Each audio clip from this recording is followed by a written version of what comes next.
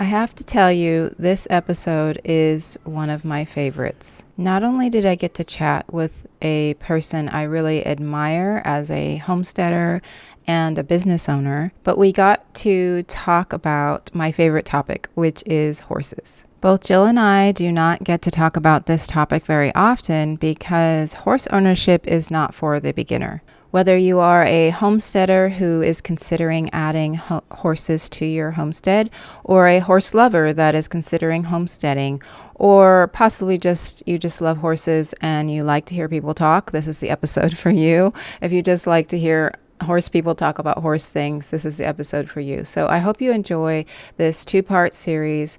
This is part one of the interview with Jill Winger. One last thing, if you are listening to this in real time when it goes out, but before August 18th, remember there is the Cultivating Cash Flow Challenge that I have coming up.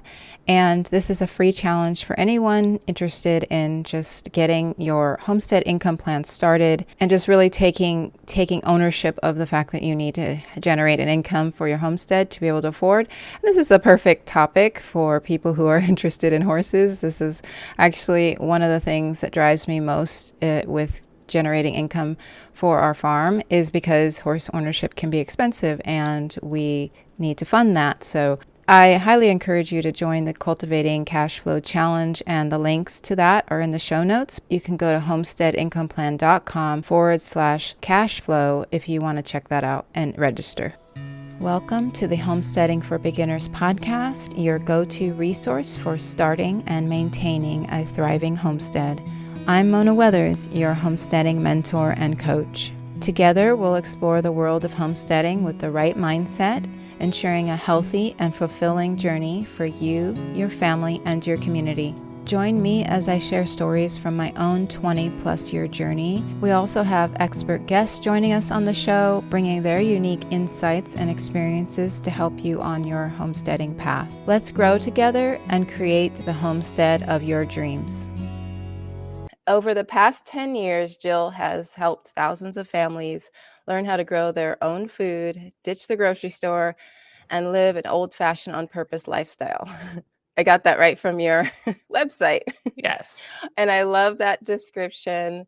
I love how it describes how so many people want to be in that place. They want to grow their own food. They want to they want to live the way their grandparents lived, at least somewhat. And that old-fashioned on purpose, I love that. I've always loved that you titled your website that way and your stuff that way, because it just sounds, there's a lot to that. There's a lot of meaning to that, to be old-fashioned on purpose. I want to welcome my guest, Jill Winger, to the podcast. I am thrilled that you are here, and I'm so excited about this topic because we both are very passionate about this topic, but we don't get to talk about it a whole lot. So welcome, Jill. Thank you, Mona. I am so excited to be here today. Okay, so oftentimes in my interviews, just about every interview I've had, I start with how we met, but we only just really met. But, however, you probably don't remember me, but we used to be in the same blogosphere. Oh, is it the blogosphere I'm thinking of? I don't know. I mean, we used to be in the same realm of blogging back in 2010. People don't usually use that term anymore. Yeah, but it was the thing. It was. It was. And so we sort of knew each other. I had a blog called Healthy Homesteading. Oh, okay. And I remember you because you had amazing things you were sharing back then, like you are now. But you also you were a homesteader with horses. So that was the main reason I think I followed you, because of that. And I think also Prairie Homestead and Healthy Homesteading got started about the same time, because I think you were like 6 months ahead of me or something. Yeah, because you were. I didn't realize you were like the OG. That's so fun. Yeah, because there's not a lot of us still doing it from that era. Yeah, exactly. Well, I didn't. I stopped my blog actually. I don't know. It was several years ago. I did the worst CEO thing I mean, SEO thing you could possibly do. And I deleted my blog. I kept the name. I kept healthyhomesteading.com, but I deleted the blog. Yeah. And so I restarted it. So that is what my website is called now. It's Healthy Homesteading. But I had to restart the whole thing. But I did print it. That is brilliant. Yeah. That's awesome. I have my printed. You have the printed blog. No, I don't have a printed blog. I'm jealous. Well, yours would be like huge at this point. A lot of paper. Yeah, a lot of paper. And some of those old posts, I'm like, ooh, I don't know if those should be memorialized. They're pretty rough. So, yeah, mine are definitely rough. And some of them are just like, I was ahead of the times. And some of mine are just pictures with like 5 words. You're so it was artistic. like before. Yeah, it was yeah. before Instagram and all that. I was doing. Yeah.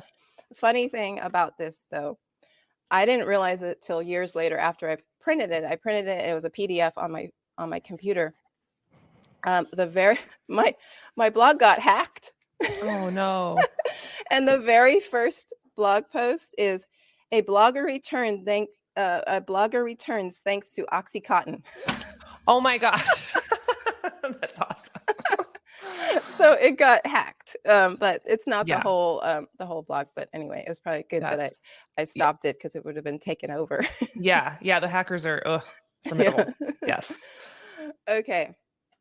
What I noticed about you back then, though, is you had great blogging and marketing skills. And then I think I listened to a podcast episode where you talked about how you were blogging since you were like a teenager. And I was like, oh, that makes so much sense. Yes. Yeah. I think I started my first one. It was actually a horse blog, like a nerdy teenage girl horse blog back when I was like 15. And no one knew what a blog was. And so when people would be like, what are you doing on the computer so much, Jill? And I'm like, well, it's like a website, but it's like a journal. And I like write on it because I'm like, no one knows what a blog is. So I did that and I deleted it when I got to college because I'm like, this is lame. And then little did I know I would start it back up. And you know, not the horse blog, but I would use those skills. I actually still use the coding I learned as a teenager, the good old HTML. I still use some of those today. So weird, full circle. Yeah, that is amazing. And you're such an inspiration with that because, you know, had I stayed with it, it would have been different. But, you know, life stuff happened. And sometimes fresh starts are good too. Yeah, that's true. Yeah, and the HTML, like I know a little bit of coding just because, you know, WordPress was pretty, it was pretty hard back then. Yep. Okay. So today we are going to talk about having horses on the homestead. We both talked about this before we recorded, but we don't get to talk about this topic very often because it's not a beginner topic. It's not a beginner topic. It's not really as much accepted in the homesteading space because the horses don't really give you much back in way of like food or exactly. Yeah. They give you back a lot, and that's what we're going to talk about, but it's not necessarily with, you know, like to keep you more self-sufficient or anything like that. Right. But I know there are people on this listening to my podcast that are interested. Either they have horses and they want to know how to start homesteading with their horses, or they really know they want horses in the future and they want to know how to do it correctly and that sort of thing. Jill and I hopefully are going to help you understand what homesteading is like with horses and what you really need to know, and that you need to be very thoughtful about deciding to add them to your homestead or your homestead plans. And I was thinking we should probably break down some language. So I'll be asking you some questions and hopefully, so we're not sounding like very horsey, nerdy. Yes. You know? Yes. And then we'd be like, what are you talking about? What's what a are discipline? They saying? Yes. Okay. So we'll hopefully break down. And if I say a term and you want to break it down and say, you know, maybe people don't understand what that is. So before we start talking about horses, I would love to hear some of your story. I know a little bit of it. Like, how did you actually get started homesteading and why did you choose the lifestyle? Yeah. So I think the lifestyle kind of chose me. It's been in me since I was a little girl. And honestly, it's funny because I don't get to talk about horses a lot, like we were saying earlier, but it's really the reason I'm here. They are the impetus for this whole journey for me. I don't know if I would have the same path if it hadn't been for the horses leading me. They've always been like, that interest has led me one step ahead of where I'm at. So I've been interested in horses in a rural lifestyle since I was about 3 years old. I wasn't raised in this lifestyle. I was raised in a little neighborhood in the town. So I was very conventionally brought up, but I've always just had that spark that I wanted to live on a farm or a ranch, and I wanted to have animals. And so when I turned 18, I chased that dream to Wyoming, about 1,200 miles away from my hometown. And I was going to have a career in the horse industry. And that was my big goal. And fast forward a couple of years, I met my husband, we got married, and I had my couple of personal horses. And I was like, well, we need a place to put them. And I just really had always been obsessed with that idea of having them out my front door. And I wanted to have, the land and the house and the horses in the barn. That was like the thing. And so we bought our first property, not with the intention to homestead, but with the intention to have horse property. And we could afford not a whole lot at that point. So we bought a very tumble down fixer-upper horse property, which I think I walked through the house one time when we looked at it, and I was like, where's the bedroom? Where's the kitchen? Okay, good enough. And then I went back outside and looked at the barn again, because I really just only cared about the barn and the fences and the pasture. And so once we got settled into that property, one of our first problems was the horse manure, because we were too poor to have a tractor. I knew the horse manure needed to do something, because it was just piling up every time I'd muck the pins. And so I'm like going, what are we going to do with all this horse manure? And lo and behold, the idea of a compost pile came into my understanding. And so we started to look at that, and I started, just kind of hit with this spark of like, what if this land could be productive? And so that's kind of that question that started that whole homestead snowball. And here we are today. Like, it's become a lifestyle. And sometimes it's honestly even taken priority over the horses, but the horses have always been in the background. And now, as our homestead's a little more established and my businesses are a little more established, the horses are now kind of coming back up and taking center stage. So it's kind of a cool little dance over the years. I love that, because you pretty much described my journey as well. That's awesome. It was always the horses first. Yep. And the homesteading actually came after. It was, for me, it was more like I saw some health issues with myself and my kids. And then I started doing, going towards that.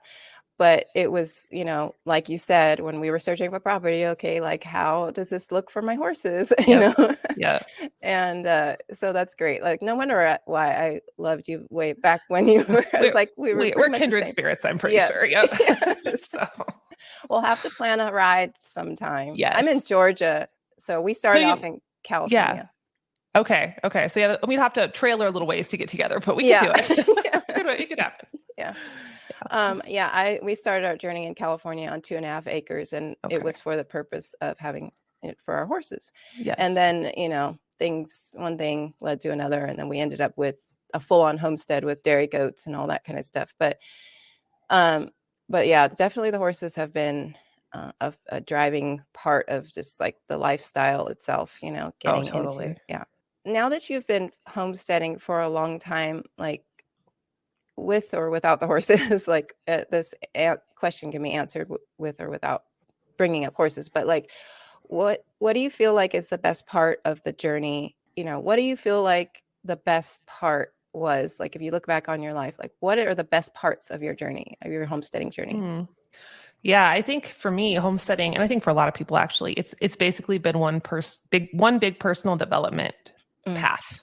Some people go to conferences or read books, and I do those things too. But like, for me, getting out there and living a lifestyle and learning new things and putting myself in situations where I don't know the answer, but I have to figure it out, or I have to look to nature for answers. That's, I think, been the best part, one of the best parts for me in terms of it just has grown me as a person. It's stretched me. It's kind of brought me into my potential. And so I think if I had to just distill it all down, that would be one of my favorite pieces. I think my other favorite piece would be watching our kids be raised in this and just seeing how, it's not parenting for me, but man, it sure helps. Like, it just, the homestead teaches a lot of lessons that I don't have to teach. And like, nature does it for me, or the animals do it for me. And it's just really beautiful to watch them have those experiences as I'm having my own experiences. So I wouldn't trade that for the world. Yeah, same. My youngest, she's 18 now, but she was born on the homestead, and that she's only known that life. And she was just, the animals were,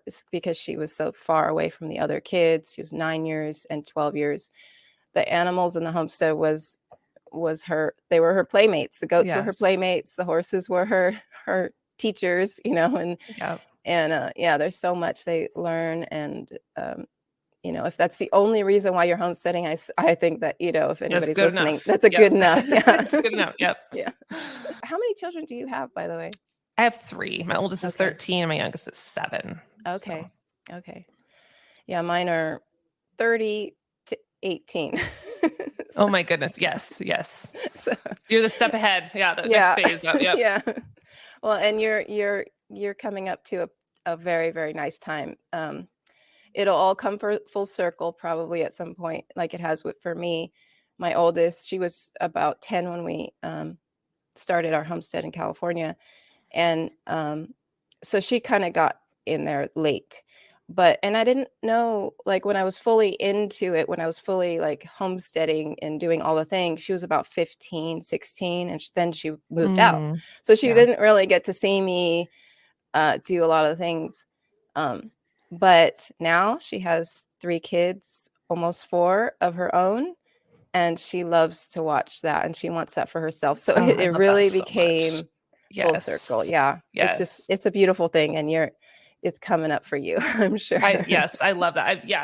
I mean, I loved the little kid years, although there was, it's a lot more work, but watching them just even now, little glimpses of the people that they will become, it's just like, wow, this is really fun.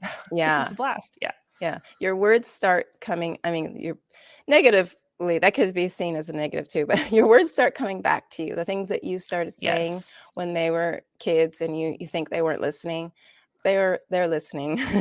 Yes. And they start coming back. Yes, they are. Yep. Good and bad, it comes back. Yeah, exactly. Yep. Okay. So let's get into the topic of horses. So you said you started, so how many horses did you have when you actually got on started your homestead? I think we had 3 at that point. Okay.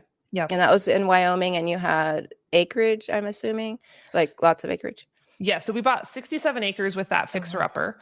And so, the barns, I've never done the traditional stalling like people might think of in a stable with each horse having a 12 by 12 box stall. So we're always pretty pasture centered and just having corrals. But yes, that's kind of been our setup ever since. Yeah. I love that you had 67 acres. That's amazing. And that's like my dream as well. It's like to have lots of acres for my horses. I've never had lots of acres. We've always had, smaller spaces. Although I bet in your places you've lived, you need less acreage. Like here, we have to have more per animal because our grass is so sparse. But like when I go back east, I'm always like, oh my gosh, there's so much grass packed in square footage. Like you get a lot more bang for your buck. Yeah, this is true. Except we didn't get a property that I was hoping for. I mean, I call this our farm Thankful Hill Farm because I'm determined to be thankful about it.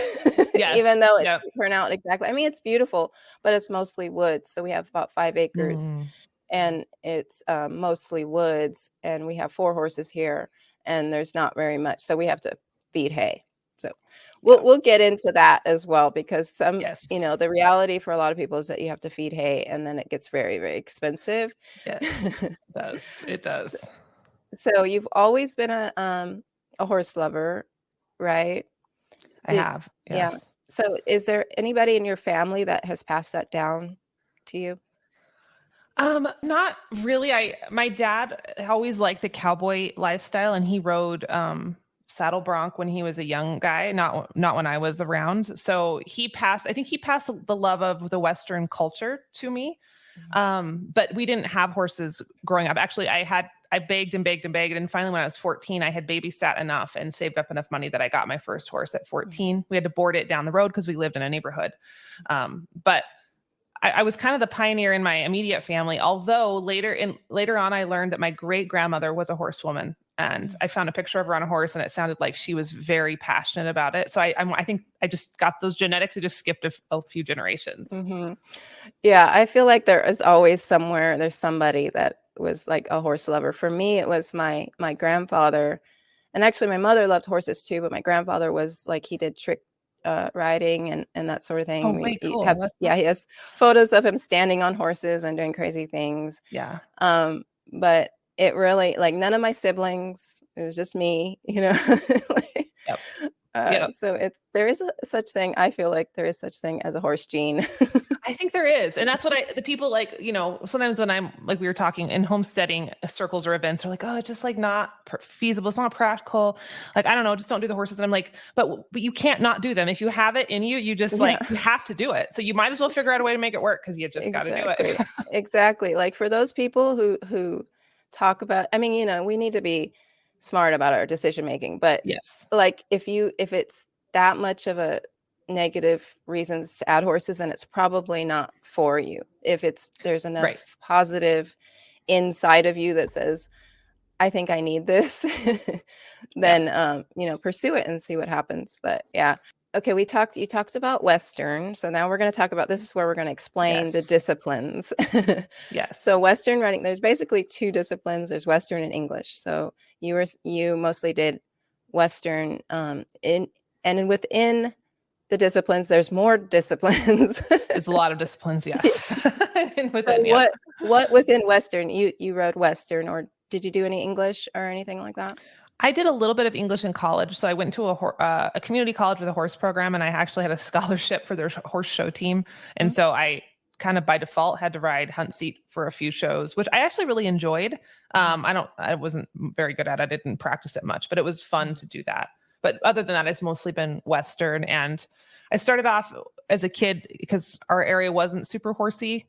So it was a lot of trail riding and just kind of 4-H stuff. And then as I got older, I like cow horse things. And so I worked for some cutters. I worked for some rein cow horse guys. And more recently, I've showed ranch horse versatility, which is kind of a combination of, for those who are completely uninitiated, like you work a cow and then you do a pattern to kind of show how well your horse steers and handles. And then you do a course over logs and bridges to show that your horse is versatile. And so I kind of like dabbling in all those little pieces. I think it's fun to have a horse that can do all this stuff. Yeah, that's amazing. Do your horses do farm ranch work? I mean, yeah. Yeah, we also run cattle. We have a commercial beef business, and so it's important to me that the horse not just be an arena horse, and I want them to be able to go outside. And like my one show horse, he's 6. I had a friend rope off of him. I'm not a very good roper, so I had my friend do it. But yeah, he's been roped off of. He's been outside to gather and can drag calves and go over cricks. And so yeah, I'd like having them be able to do all the things in the real world too. Yeah, that's probably the biggest difference between your experience and mine, is that my horses did nothing for the homestead.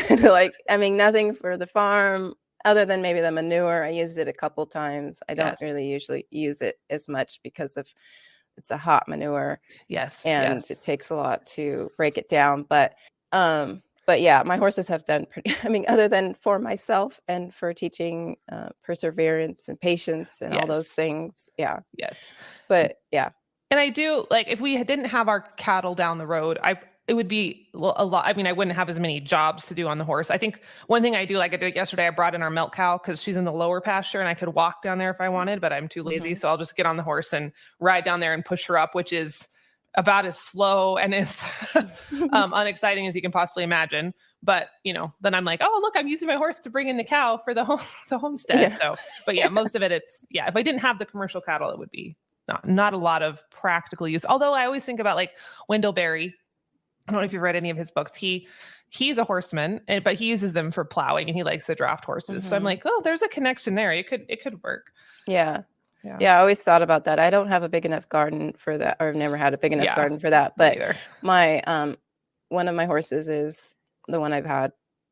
I call her my heart horse. I've had her for 20 years. I've had her for 20 years, and she's 33 now. Oh my goodness. But she was a harness race horse. So I was like, well, she knows how to pull. Yes. Of course, it would probably turn out terrible, and she would just pull me across. It's garden harness racing. I mean, it's almost the same thing. Yeah. But okay. Do you do English or Western? What's been your primary? Mostly English. I started out when I was 13, and I took lessons. I didn't grow up on a farm either or anything like that, and I took lessons. My mom, who was the one that loved horses as well, made sure that I got into riding lessons.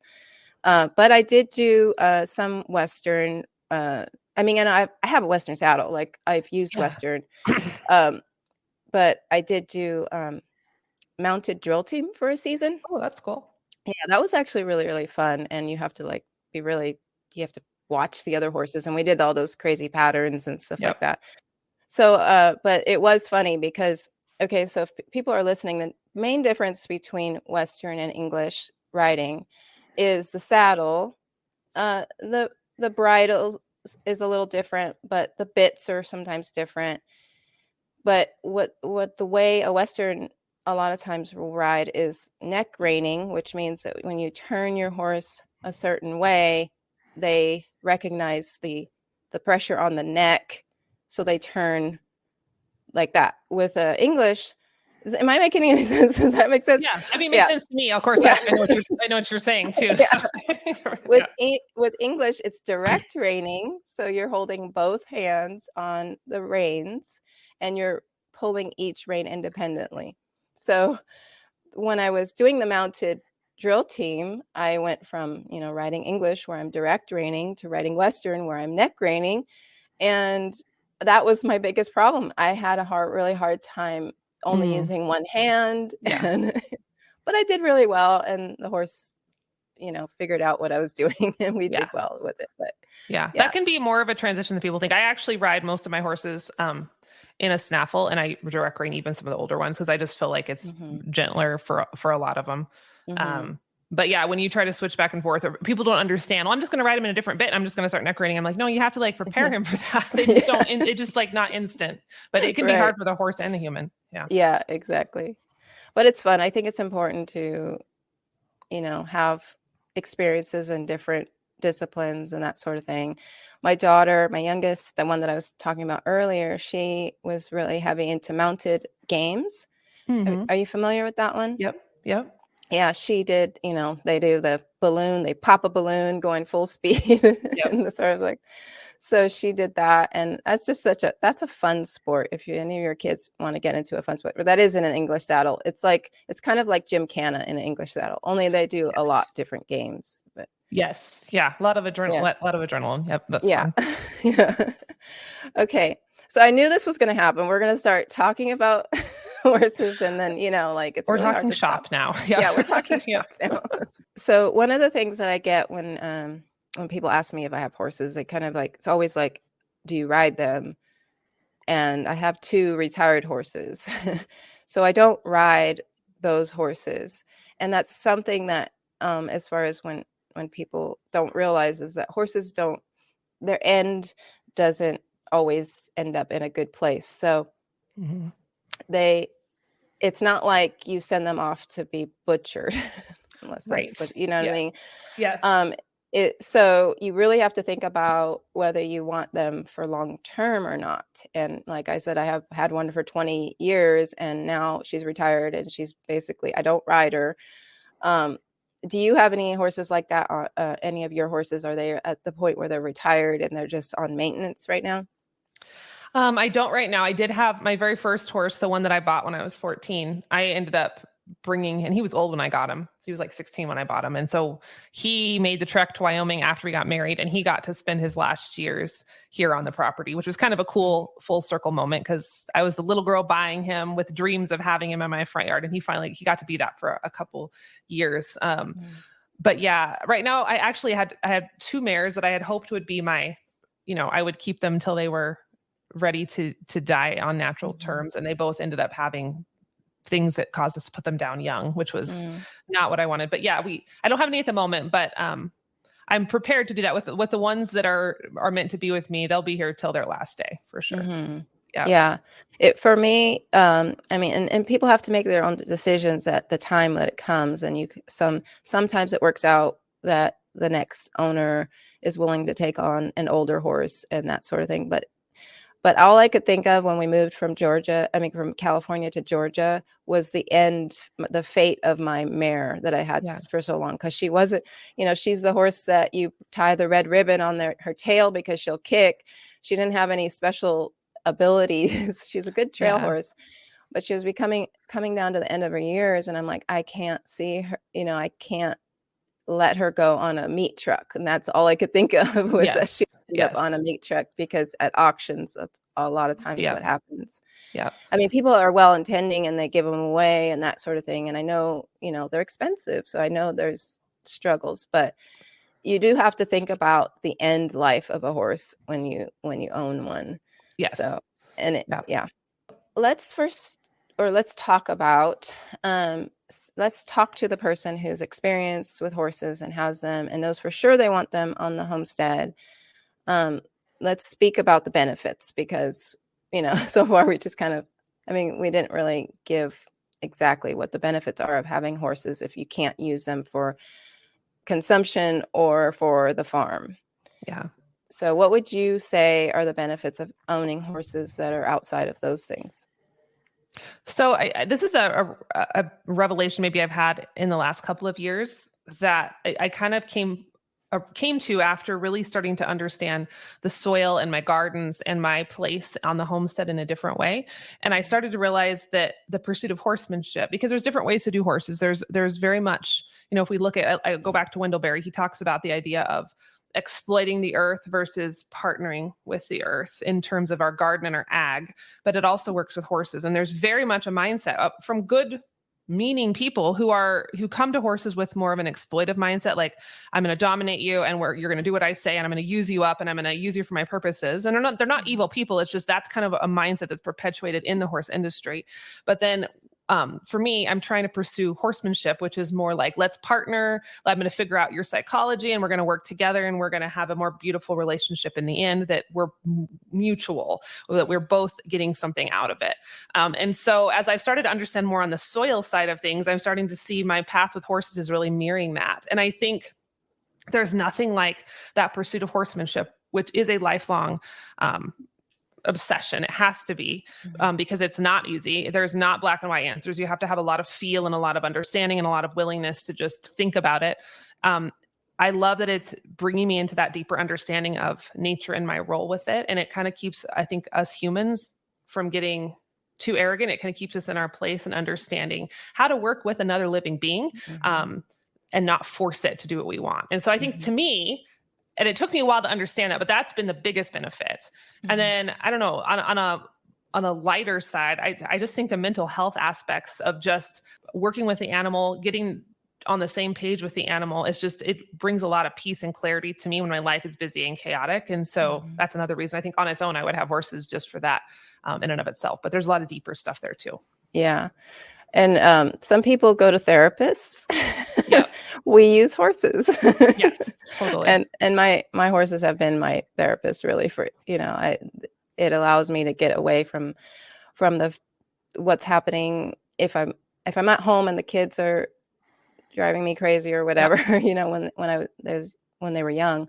And then I was able to ride. I mean, I didn't leave my kids alone until they were older, but but I was able to go for a ride. It just helped. It helps so much. It helps so much. And like you said, you have to be able to partner with this 1,000-pound or more animal. I mean, you can convince yourself that you can dominate, like you were saying, but you're really not dominating. You're really not. They've decided to let you do what you're doing. Yes. But you can do it in a way instead of in a way where they want to do it with you. And when you get that, it takes a long time. Like I've ridden for years. I've ridden many horses and never had that on certain horses when I was younger. Like it's shocking to me that the horses don't just get rid of us faster, right? They could just buck us off, hurt us, kill us, whatever. And so many don't. They just put up with us where they shouldn't. But when you do get that, and when I've had those horses where we do have those moments of they're actually with me because they want to be with me, not because I'm forcing them to be with me. Like there's nothing like that feeling. It's worth the pursuit. But yeah, it's pretty cool when it happens. Be sure to check out the show notes for all of the information about Jill. You can find her website and her book coming up as well. If you are listening to this in the future, just go ahead and listen to the next episode. But if you're listening to this, before I published part 2, wait for part 2 will be coming out in a couple of days. So you can listen to the rest of this interview. I really enjoyed this conversation. I hope you have as well. And don't forget to join the Cultivating Cash Flow Challenge that I mentioned earlier. And that link is also in the show notes. I hope you have a wonderful day.